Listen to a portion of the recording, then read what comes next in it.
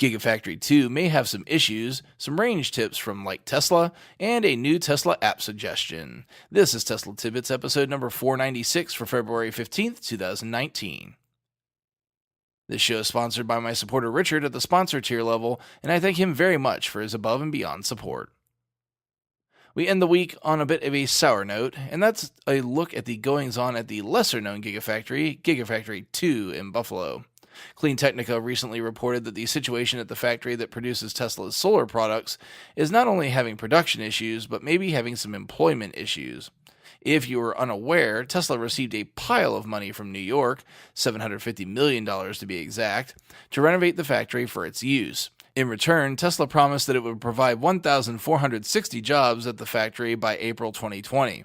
We're nearing the 1-year remaining mark on that promise, and as of now, according to the article, Tesla employs 400 workers, while Panasonic employs another 400. This is far short of the number that Tesla needs to make. It's also not clear whether Tesla needs to be the employer or if the total venture between Tesla and Panasonic counts. I'm assuming the latter, but it's possible it could be the former.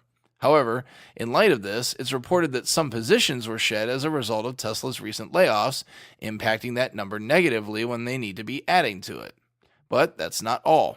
Speaking about factory production, Dale Witherill, a former employee, said, quote, "Some weeks we produced enough solar modules for 0 homes, and probably the best I saw was maybe 4 homes in a week. So that is alarmingly scary to obviously be a part of a company who doesn't have any sense of urgency to tackle these issues and get them working correctly." End quote. While this is a former employee that possibly could have an axe to grind, this story really wouldn't surprise me.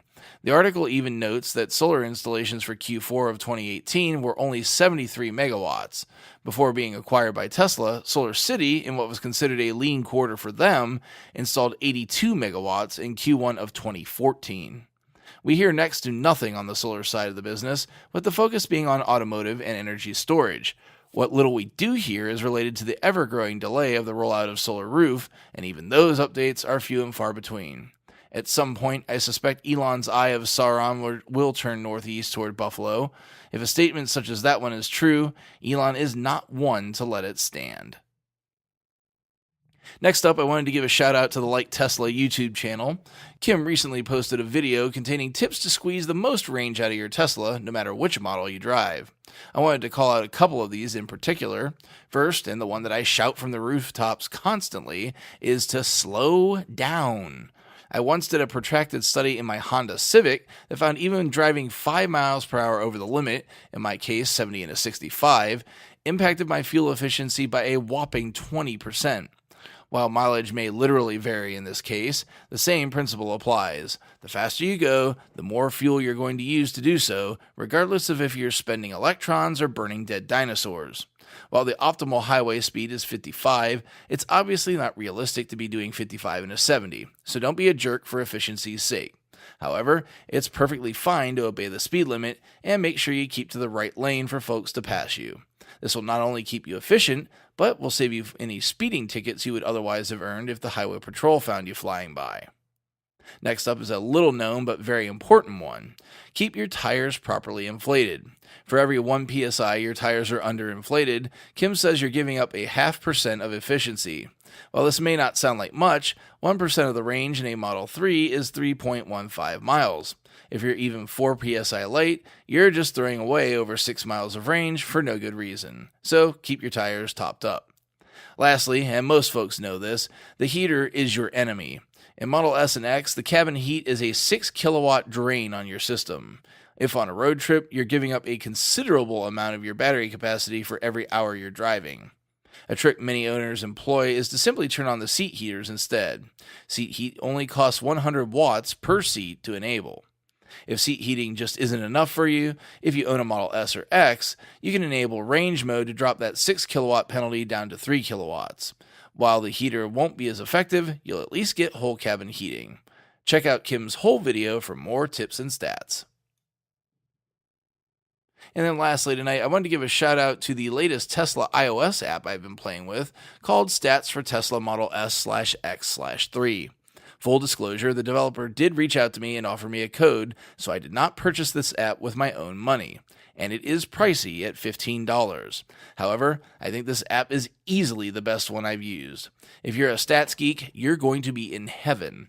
The app gives you measurements of just about anything you could possibly want on your car, from charging information broken down by miles added, cost, kilowatts added, or cash savings, and by daily, weekly, or monthly measurements, to measuring your aforementioned driving efficiency, to even showing you not only how much phantom drain you're incurring, but where on a map it happened. It's a bounty of information. I didn't even cover half of what it gives you, but that's not all. This is the best app I've seen from a standpoint of controlling the car remotely as well. Set climate, lock or unlock, enabling keyless driving, all of this is easily done. But one of the niftiest features is the ability to set a schedule for your climate control. We all know smart preconditioning is pretty broke, but with this app you can actually set your own custom conditioning schedule. How cool is that?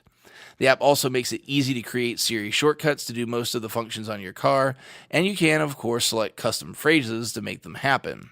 The only drawbacks to the app for me is that I'd love to have a watch version, as the Siri shortcuts are a bit of a hit and miss on the watch, and I'd love to have a cool dashboard for accessing the car the way that Tesla app does.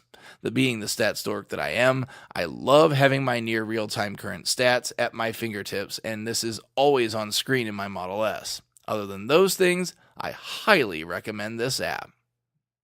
That's it for today's show. As usual, a word about Foam Daddy before we go. Foam Daddy is a nationwide company in the U.S. that sells and rents foam and snow machines. They're also proud to announce the arrival of the Real Snow Machine. This allows anyone to produce real snow in any temperature. Check them out at foamdaddy.com. A quick shout out to Juan Busco, the show's newest Patreon supporter. Thanks for your support, Juan. Let me know if I mangled your name, and I will be happy to correct it on a future show.